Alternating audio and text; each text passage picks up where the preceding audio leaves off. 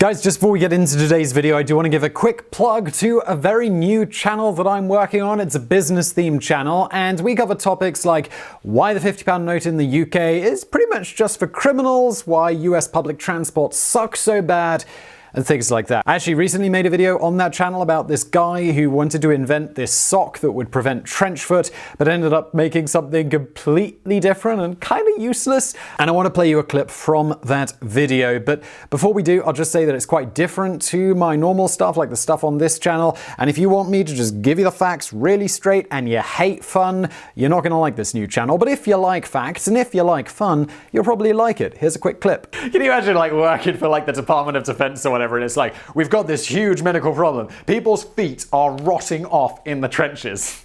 And it's like, what's his face? Edgar's like, yeah, I'll fix that. I'm gonna go invent something for that. He comes back like a month later and he's like, gentlemen, I present to you the water bomb. He had utterly failed in his mission to find a prevention for trench foot, but he immediately became inspired to invent water balloon toys for children, which sounds like loads more fun. I'm sure it didn't to all the people in the trenches who were like, my feet! But my feet, Edgar! So if you like that, please do click below, go subscribe 3 times a week on that channel, and let's get into the video. The myth of the vampire is as old as time itself, and many incarnations of this demonic creature are found in almost every culture. And when we think about vampires today, one novel casts its shadow over legions of imitators.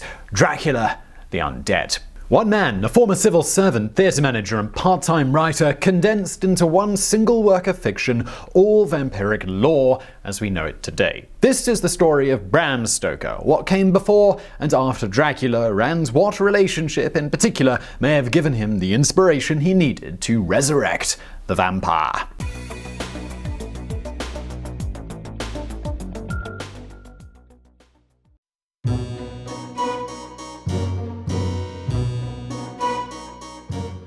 Abraham Bram Stoker was born in Clontarf near Dublin, Ireland on November 8, 1847. He was the third out of 7 children in a Protestant family. At that time, Ireland was of course still part of the United Kingdom, and both his father and his eldest brother served as loyal civil servants to the crown. Bram was a sickly child and spent most of his time housebound or bedridden until the age of 7. His youthful imagination was influenced by real-life tales of death, disease, and misery. He was born during the terrible potato famine, and though his relatively wealthy family did not suffer directly, they undoubtedly would have felt its societal effects. Bram also spent much time listening to the stories told by his mother Charlotte about the cholera epidemic of 1832, which claimed thousands of lives. Bram eventually overcame his poor health and grew up to be a tall, athletic youth, crowned by a head of bright red hair. After secondary school, Bram enrolled at Trinity College in Dublin, where he made a reputation as both an excellent student and an athlete. He won prizes in several track and field disciplines and was also a keen rower and rugby player. Despite his size, he developed notable agility, performing on the rings and the trapeze. In 1870, he graduated with honors in science and mathematics, but he also studied oratory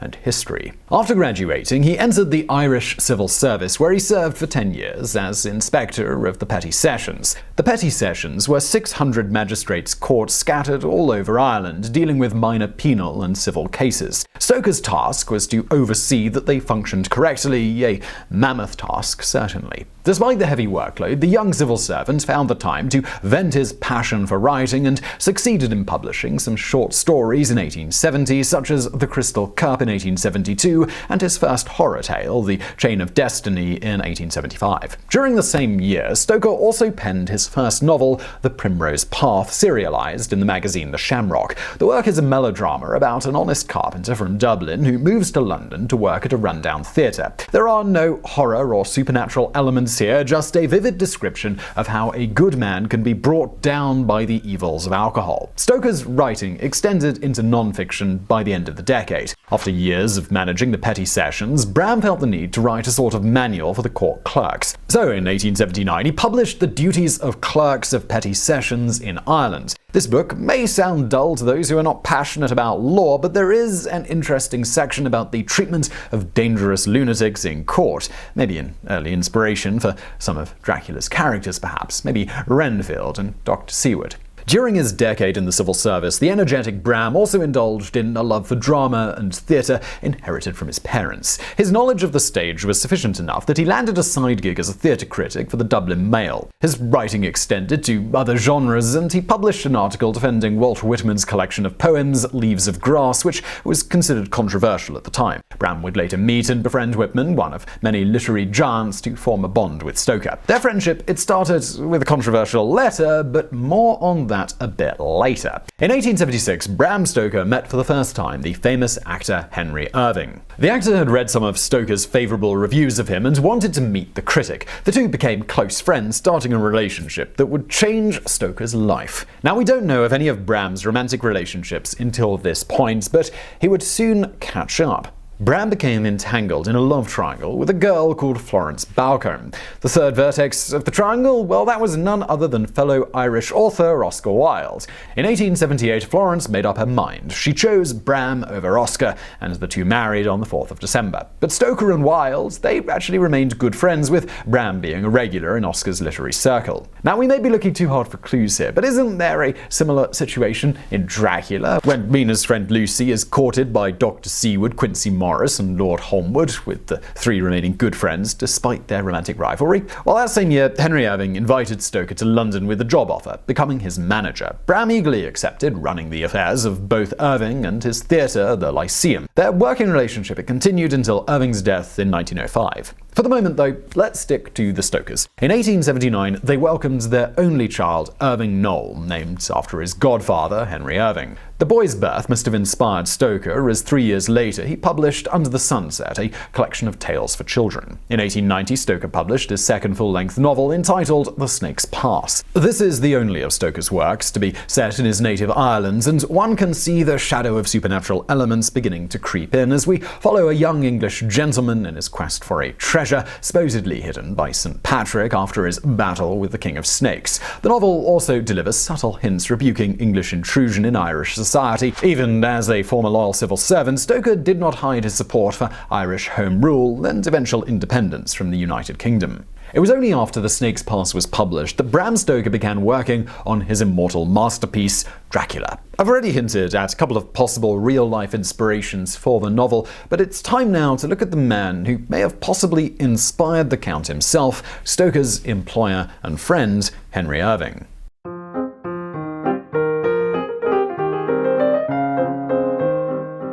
Stoker first met Henry Irving in 1876, but his first written review of the Thespian dates back to 1871. After seeing him perform in the play The Two Roses, Stoker wrote a sharp critique of the performance that he would eventually deny penning in later writings. By 76, Irving was Britain's top actor, working as the leading star of English drama. After a performance of Hamlet in Dublin, Irving was flattered by Stoker's review and invited him to supper. Bram and Henry clicked immediately and made plans to dine together again. During this second dinner, Irving performed his piece de resistance, Thomas Hood's poem Dream of Eugene Aram. The delivery was so electrifying that Bram apparently exploded into violent hysterics. The writer was now enthralled by the performer. Bram later wrote, "Then began the close friendship between us, which only terminated with his life, if indeed friendship, like any other form of love, can ever terminate. From that hour began a friendship as profound, as close, as lasting as can be between two men."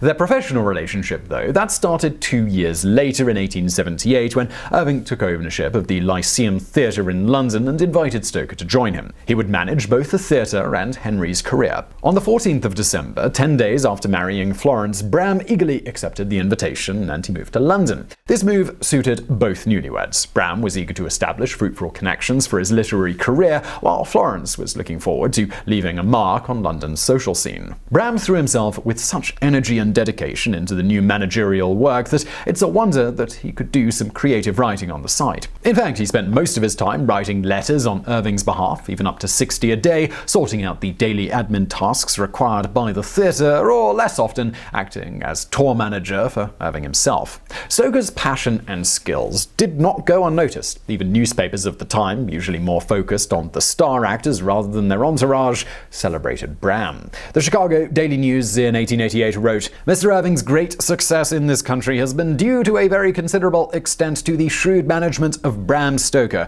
We know of no manager more vigilant, more indefatigable, more audacious than he. Irving is fortunate in having so able and so loyal an associate. While the English newspaper Northern Echo wondered what Sir Henry would do without this Trojan whose ubiquity is astounding. But what about the other side of this relationship? Did Irving appreciate Bram's friendship and hard work? We know that 2 months before Bram had started working for Irving, the actor had sent a letter signed, "With love, in great haste, Henry." The following week, Irving signed again, "With love." But by August 1879, 8 months after Irving had hired Stoker, his letters were signed plainly with "Yours sincerely." This downgrade may be a reflection of more formal relations between the two, now regulated by a boss-employee dynamic. But it's sad to note that even in the workplace, Irving seemed to have little consideration for Stoker. While newspapers attributed much of the actor's success to Stoker's management, the Lyceum theatre programs would list Bram only on page 4, well below other employees such as the stage manager and musical director. This lack of appreciation may have been in line with Irving's personality, as described by Stoker's biographer Barbara Belford. By all accounts, Henry Irving had a charming, even mesmerizing personality. Most of all, he had a huge ego. This not only made him a demanding employer, but someone who in general depleted the positive energy of those around him. Today we would describe him as having a toxic personality, probably with a narcissistic personality disorder thrown in as well. And yet Bram never said or wrote anything negative about Irving. In his later reminiscences, he even praised at great length the mind and body of the actor, writing that up to the age of 60 he was compact of steel and whipcord. His energy and nervous power was such as only came from a great brain, and the muscular force of that lean, lithe body must have been extraordinary.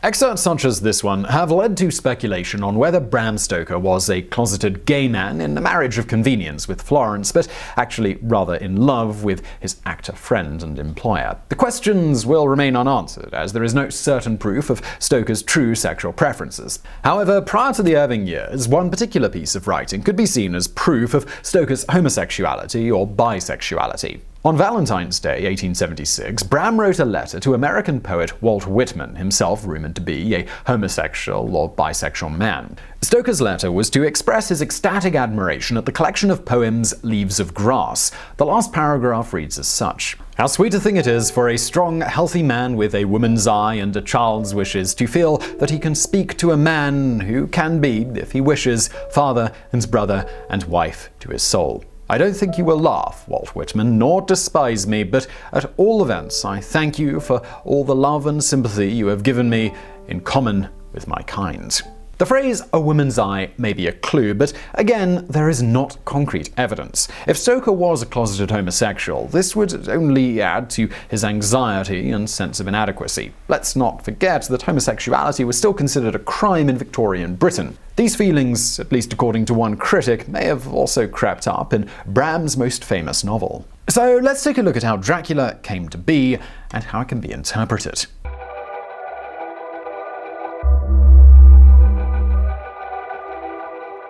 By the early 1890s, Bram was still working at the Lyceum Theatre. His financial position should have been stable in theory. In practice, we know that he'd lost much of his savings in 2 failed investments, one of them promoted by American novelist Mark Twain. In those same years, he had started working on a novel that would sort out his financial woes, but more importantly, make him an immortal author. Dracula, which was first published by Archibald Constable in 1897, is so well known that I probably don't need to recap the story for you. If you haven't read it yet, it's available for free, and we're going to link to that below.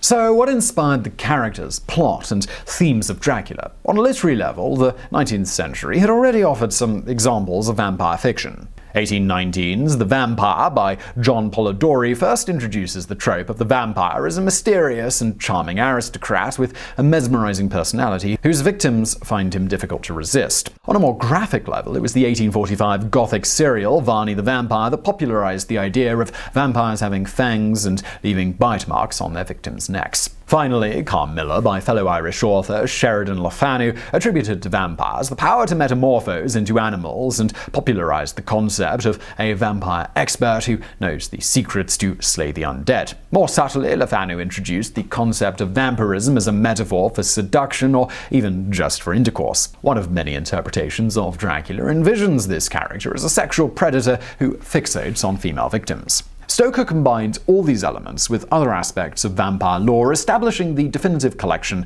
of vampire cliches perpetuated by horror literature: the aversion to garlic, crucifixes, mirrors and roses, vulnerability to sunlight and wooden stakes, power over wolves, bats, and even storms, the need to rest in a coffin filled with dirt from the motherland. Everything that we know about vampires today, we owe to Dracula. Besides pre-existing vampire fiction, Stoker acknowledged other sources of inspiration: the essay Transylvanian Superstitions by Emily Gerard and the Book of Werewolves by Reverend Sabine Baring-Gould. Gerard's book in particular may have inspired Stoker to settle on Transylvania as the home of the Count.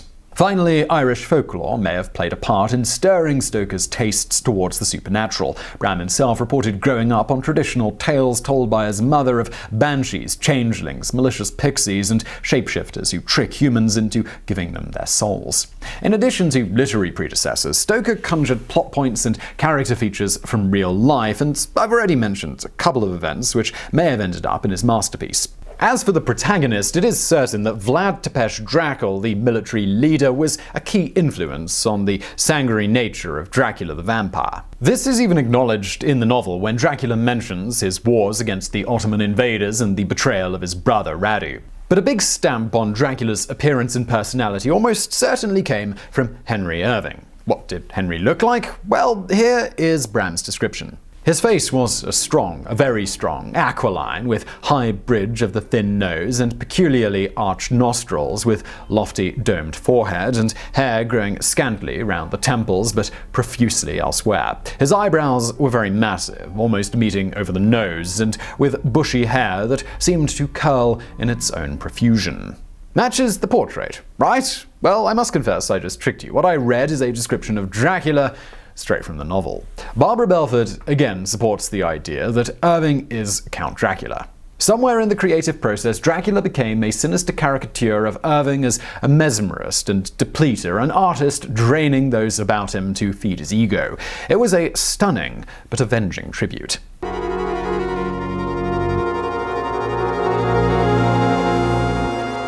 Stoker's novel is a keystone of the horror genre, not only because of its subject matter, but also because of its style. The novel is written in an epistolary style as a collection of letters, telegrams, journal entries, even transcripts of wax cylinder recordings. It's sort of a predecessor to today's found footage horror flicks, if you like. This style wasn't entirely new, as Frankenstein by Mary Shelley also relied on journal entries. But Stoker's innovation was his ability to multiply the perspectives on the supernatural events of the story, as well as to make the written records part of the story itself. As one piece of plot development, the Undead Lord tries to destroy the very archived records that are driving the plot of the actual novel, as they could reveal too much about him. It's a blend of storytelling and plot devices that was extremely ahead of its time. The other factor that ensured the novel's popularity and longevity is the variety of interpretations to which it lends itself. According to John Sutherland of the Irish Times, Stoker was influenced by the moral panic about immigration. This was something experienced by Victorian society at the end of the 19th century. A Brexiteer could summarize the plot as such: an illegal immigrant from Eastern Europe occupies several squats in London, hoping to prey on local women. That probably wouldn't do much for urban property values. Critic Paul Murray from Oxford University sees the plot of Dracula as an allegory of male insecurity and the dangers of subservience to another person. Could this perhaps be Irving too? Murray also points out how modern commentators see the novel. He says, "Deviant and taboo forms of sexuality, including rape, incest, adultery, oral sex, group sex, sex during menstruation, bestiality, pedophilia, venereal disease, and voyeurism, among other things." And at this point we wonder, among other things, really it does seem like you covered everything there. And it does make it sound a bit as if Stoker used vampirism as a thinly disguised portrayal of his sexual proclivities. Now, Professor Pectus of Sutherland University College has a compelling opposing view. Stoker wrote Dracula shortly after his friend Oscar Wilde had been tried and sentenced for homosexual acts, and this may have led the author to view sexuality as a painful source of evil, stating, "Dracula shows Stoker's suspicions and anxiety towards all forms of sexuality, especially towards those considered to be perverse. The sinful attractions of the Count suggest Stoker's fears about his own sexuality." Stepping away from sex for once, you can also find a Marxist allegory in this vampire tale, at least according to Franco Moretti of Stanford University. He argues that the novel was about the crisis of liberal capitalism taking place within the 1890s, put in jeopardy by the rise of monopolies. Count Dracula then, as a solitary despot, represents monopoly capital who increases its power by feeding on and enslaving the proletariat. Karl Marx himself once wrote something that seems to support this theory, saying, "Capital is dead labor, which vampire-like lives only by sucking living labor, and lives the more labor it sucks."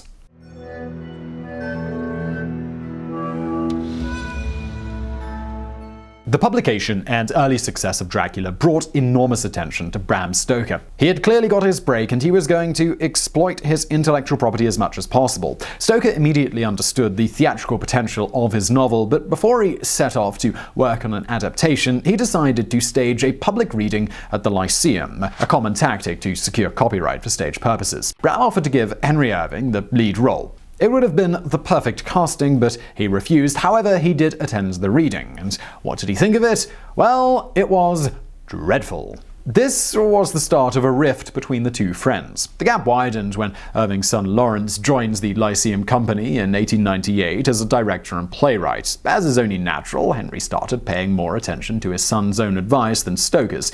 Bram realized that he was being sidelined and lamented not being able to see Henry as often as before. The following year, Irving ignored Stoker's advice not to sell the Lyceum to a limited company. 3 years after that, in 1902, the company declared bankruptcy and the Lyceum had to be shut down.